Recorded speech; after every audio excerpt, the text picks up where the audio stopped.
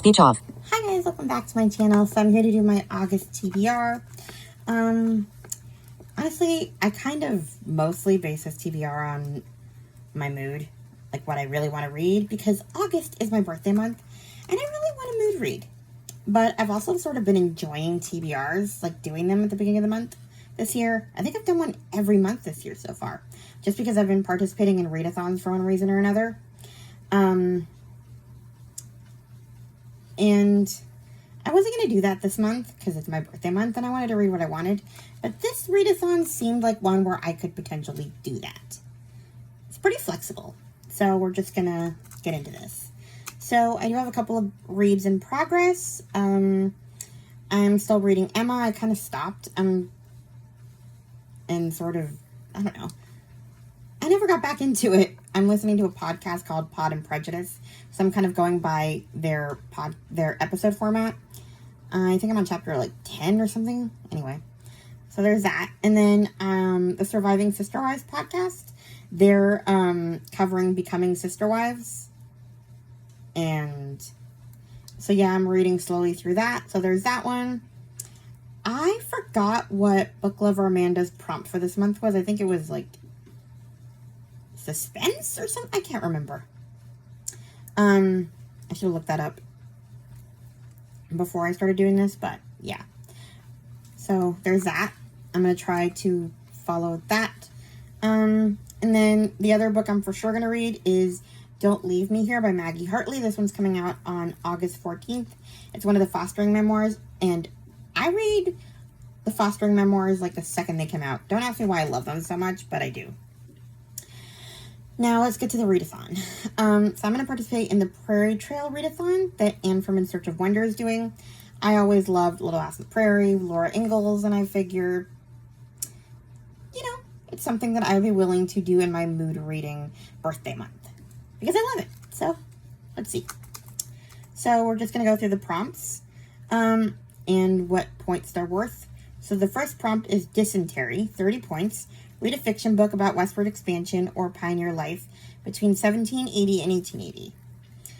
So I was originally going to read Where the Lost Wander, but I put that on there out of obligation because it fits so well. And then I was like, this is my birthday month. I want to read what I want to read. And so I found some other ones that I wanted to read more. So I'm not sure which ones I'll actually get to. But the first one I have is The Last Midwife by Sandra Dallas. This is a little bit pushing it, but because it takes place in 1880. It is 1880 and Gracie Brookins is the only midwife in a small Colorado mining town where she has delivered hundreds, maybe thousands of babies in her lifetime. The women of Swandyke trust and depend on Gracie, and most couldn't imagine getting through pregnancy and labor without her by their sides. But everything changes when a baby is found dead, and the evidence points to Gracie as the murderer. She didn't commit the crime, but clearing her name isn't so easy when her innocence is not quite as simple either. She knows things, and that's dangerous. Invited into her neighbors' homes during their most intimate and vulnerable times, she can't help what she sees and hears. A woman sometimes says things in the birthing bed when life and death seem suspended within the same moment. Gracie has always tucked those revelations away, even the confessions that have cast shadows on her heart. With her friends taking sides and a trial looming, Gracie must decide whether it's worth risking everything to prove her innocence, and she knows that her years of discretion may simply demand too high a price now, especially since she's been keeping more than a few dark secrets of her own. I mean, yeah. It is a mystery on the prairie. So, yeah. Then we have Love Comes Softly by Janet Oak. I've heard of these, like, I know they're movies. And then Tammy from Believe in Yourself brought it up recently in a recommendations video, and I've been wanting to try it. I'm also in the middle of the When Hope Calls series by Janet Oak. I have 2 more books left, but this one seems to fit more with the readathon. So we have Marty and Clem set out for the pioneer West full of hopes and dreams. They would stake a claim of their own on the new frontier and build a home for themselves and their family. But just after they've arrived and Clem had chosen the perfect setting for their new home, an accident took his life, leaving Marty alone and pregnant. Then, on the day of his funeral, Clark Davis came along and asked Marty to marry him. Marty was infuriated, but with no money, no shelter, and a baby on the way, what choice did she have? Besides, Clark said he only wanted her to be a mama to his baby girl, Missy. If Marty was still unhappy come spring, he would pay for her ticket back east. Determined not to be a burden to Clark and intending only to earn her keep, Marty threw herself into her new role of mama. But she had never been anyone's mama before, and she didn't even know how to keep a house. If only she could do right by this lonely man and his daughter, just long enough to earn her train fine back home. Now Marty must learn wholesome and love through faith and patience. Okay, that's a weird sentence. Goodreads is dumb sometimes. Number 2 is Mountain Pass. It's worth 35 points. Read a nonfiction book about pioneer life. So, I don't know if this one counts because it's like narrative. It's called A Wilder Rose by Susan Wittig Albert. It's basically, what's like the word? Not a retelling. A reimagining of what Laura and Rose's time writing the Little House books would have been like. So, like, yeah, it's essentially that. What she thinks it would have been like and their relationship and that kind of thing. So, yeah, it's called A Wilder Rose. So, I don't know if that's considered nonfiction because it's like a reimagining. So we kind of get an inside peek into what it might have been like. The process and the tension between her and Rose. So, yeah.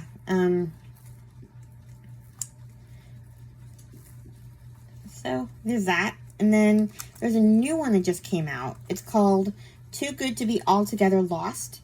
Rediscovering Laura Ingalls Wilder's Little House books. It's kind of similar, but this one sounds like it's nonfiction.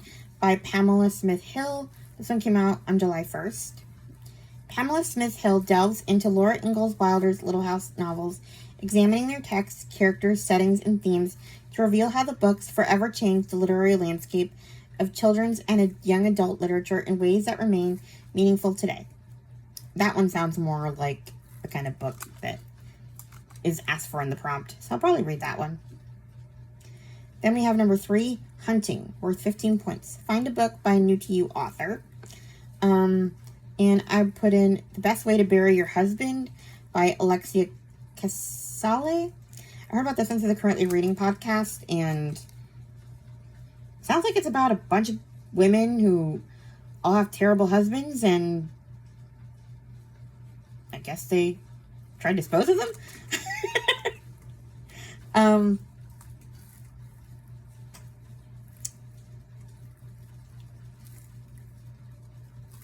And they become friends in the process. But we shouldn't feel bad because the husbands are monsters, so I'm in. Number 4, Drought.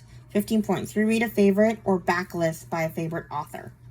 So I have been wanting to read the newest Nevermore book, but I don't remember a lot of it, so I'm probably going to reread all 3 of them before the newest one. So probably I will read Nevermore by Jessica Townsend. Number 5, Wagon Train, 15 points. Finish a series. I'm going to read What I Promise You by Liz Tolsma. It's Echoes of the Past, book 2. I don't even know if I call this a series because it's just, each book is a different story and doesn't really relate to anyone. It's just about a different family and them finding out, like, through ancestry that they have some kind of tie to World War II. I already read book 1 and book 3. Probably book 4 will come out in December or January or something. But this one's book 2 because it was the one I was least interested in. Well, not least, but like, honestly, the narrator in the audiobook reads really slowly and kind of monotonously, so I kept putting it down. We'll see if I get to it. But that would finish the series. And it sounds like a good book. It's called What I Promise You by Liz Tolsma. I heard about these from Lou from Christian Faith and Fiction. A family forever changed by the tragedies of World War II. Hannah Elfenbein, a young pregnant Jewish woman, is arrested in 1942 and sent to the Camp de Rivesaltes transit camp in southwest France. Drawn to helping other young women escape, she seeks refuge for herself and others at a maternity hospital. But nothing is simple in occupied France, and she finds herself doing the unimaginable to save one precious life. 80 years later, Caitlin Laurent takes a break from training to be a missionary nurse in Spain to visit nearby France, hoping to find her grandfather's birthplace. But what she uncovers are secrets long buried by World War II atrocities. I mean, that's my kind of book. Number 6, Supply Replenishment, worth 15 points. A buddy read. I don't have a buddy read, so that's out. Number 7, River Crossing, 10 points. Any book you read, I just put, it's under World War II. This one I'm for sure going to read. It's called For Those Who Are Lost by Julia Bryant Thomas. I heard about this one from Alma's Book Journey. One woman's split-second decision on the eve of World War II will tear a family apart. On the island of Guernsey, as World War II looms, many islanders make the heartbreaking choice to ship their children to safety in England, not knowing when or if they will be reunited. Acting on faith, Eva and John and Joseph Simon reluctantly send their 9-year-old son, Henry, and 4-year-old daughter, Catherine, with their children's teacher, Helen, to be escorted to, who will escort them to the mainland. But Helen's sister, Lily, is fleeing an abusive, childless marriage, and just as the ferry is about to leave, she convinces her sister to let her take Helen's place so that she can make a new start for herself. It is Lily who takes the children to England, and it is Lily who lets Henry get on a train by himself. But Lily has always wanted a child, and she's unable to let Catherine go. So she decides to walk the other way, taking Catherine with her in her arms. That split-second decision impacts the lives of everyone long after the war ends. I mean, kidnap. Yikes. Then we have non-bookish prompts, I guess. It doesn't require you to read. Injured Oxen, 5 points. Unhaul a book. And Lost Trail, get a book recommendation from a friend. I mean, I could count any of these as recommendations from a friend. So, yeah. Then we have some other ones that don't really go with prompts that I want to read. We have From the Valley We Rise by Elizabeth Musser. I've been hearing about this one from everyone, honestly. Katie from Paperbacks and Ponytails read it. Book Lover Amanda. They both reviewed it, so I'm not going to talk about it because you probably already know about it. Land of Dreams by Lorraine Snelling. I heard about this one from Lou from Christian Faith and Fiction. And I'm pretty sure that Katie reviewed this one too. Anyway, it's a new release. So it's an immigration story, so I'm interested. And it's been talked about enough, so I'm not going to repeat the description. Then we have A Picture of Hope by Liz Tolsma. I really want to read this one. It sounds interesting. A photojournalist risks her life to save children. Full of intrigue, adventure, and romance, this new series... Okay, this isn't a series. It's one of the only ones available on audio. Apparently it's the Heroines of World War II series, but I don't know what number this is. Probably another series you can read as a standalone. Journalist Nellie Wilkerson has spent the bulk of the war in London, photographing pilots taking off and landing, and she's bored. She jumps at the chance to go to France, where the Allied forces recently landed. She enlists Jean-Paul Breslau of the French underground to take her to the front lines. On the journey, they come upon an orphanage where nuns shelter children with disabilities. Can they help save them before the Nazis come to liquidate it? So yeah. Then we have The Secret Between Us by Kate Hewitt. Actually just finished this one this afternoon. I flew through it. It was okay. I'll read the description quickly. My husband and I share a secret. How far will I go to keep it? In the middle of our school's bustling summer picnic, I watch Harriet walk purposefully toward my husband, Michael. She places her hand on his arm, introducing herself and laughing at something he says. A knot forms in my stomach as I watch them. We've been here before, but I can't just walk away. What's the secret? Then I want to read a couple of Sherry LaPena books. So we have The Couple Next Door. I heard about these from Lana's Bookshelf, I think. So this one is The Couple Next Door. You never know what's happening on the other side of the wall. Your neighbor told you that she didn't want your 6-month-old daughter at the dinner party. Nothing personal, she just couldn't stand her crying. Your husband says it will be fine. After all, you only live next door. You'll have the baby monitor and you'll take it in turns to go back every half hour. Your daughter was sleeping when you checked on her last, but now as you race up the stairs in your deathly quiet house, your worst fears are realized. She's gone. And I already hate this neighbor. Then we have The End of Her by Sherry LaPena. It starts with a shocking accusation. Stephanie and Patrick are recently married with newborn twins. While Stephanie struggles with the disorienting effects of sleep deprivation, there's one thing she knows for certain. She has everything she ever wanted. Then a woman from his past arrives and makes a shocking accusation about his first wife. He always claimed her death was an accident, but she says it was murder. He insists he's innocent, but that is nothing but He insists he's innocent, that this is nothing but a blackmail attempt. But is Patrick telling the truth, or has Stephanie made a terrible mistake? How will it end? And then we have, I think this is my last one, My Daughter's Keeper by Sheila Norton. This one's coming out on my birthday, actually, August 21st. So, yeah. You'd know if something was wrong, wouldn't you? But danger doesn't always wear a mask. It can hide in plain sight. After a difficult breakup, my 6-year-old Daisy is finally settling into life in 2 homes. She's spending more time with her dad, his wealthy and glamorous partner Kirsty, and her new stepsisters Amelia and Freya. She seems happier, more relaxed, like she's finally found her place. It should be everything I ever wanted for her. So why does it feel like I'm losing her?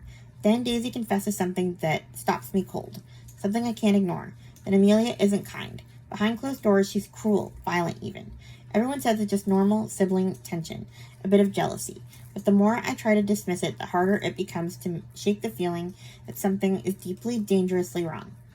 What would you do if your child told you they were being hurt by someone you trusted?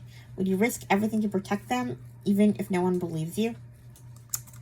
So, yeah. That is everything that I have for my TBR for August. I may read some of it.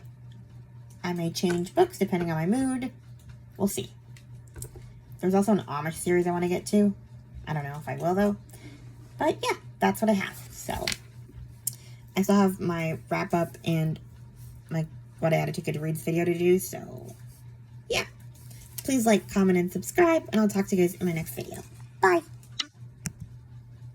Stop recording video.